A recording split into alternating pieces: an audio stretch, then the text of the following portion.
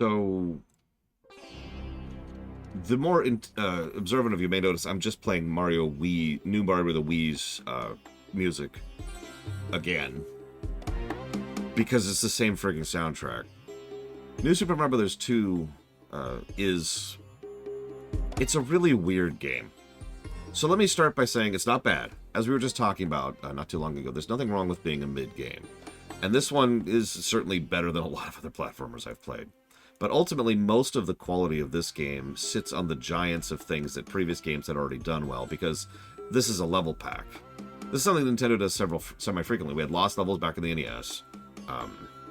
We had Galaxy 2 on the Wii. We have this on the 3DS, and I know I'm missing others, so forgive me. But my point is, this is not an infrequent thing. This game also had very few negatives. Did almost nothing wrong overall. So what's the problem with it? It's a very experimental game, which means it's probably going to be very hit or miss for you specifically. A lot of it leans on the coin mechanic and how fun it is to run around, maxing out your score and getting as many coins as you can. And while there are some really cool and fun stages, especially in World 6, World 6 is awesome in this one. For the most part, it's just kind of another interesting and fun Mario game.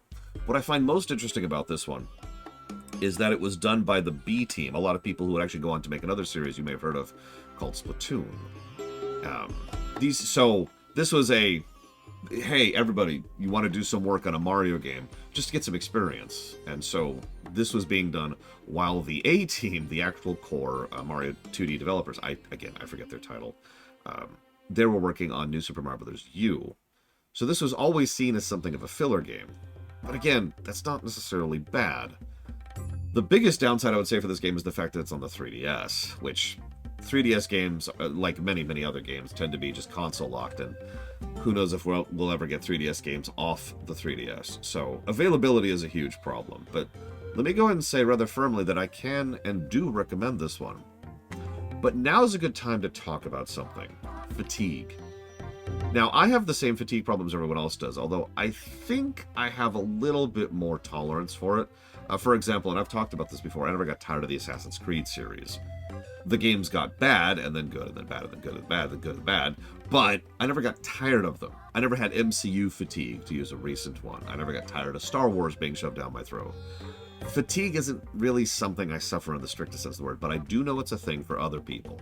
And I know a lot of people who flat out said that they were very hands-off of a huge number of the games that we're covering, mostly the new series, because it's just the same thing all over again. And that's true. Most of these are functionally level packs, like I just said. That doesn't make them bad.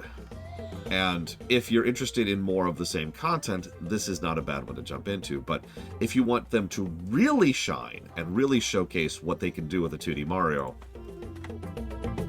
well, stick around for the next video then.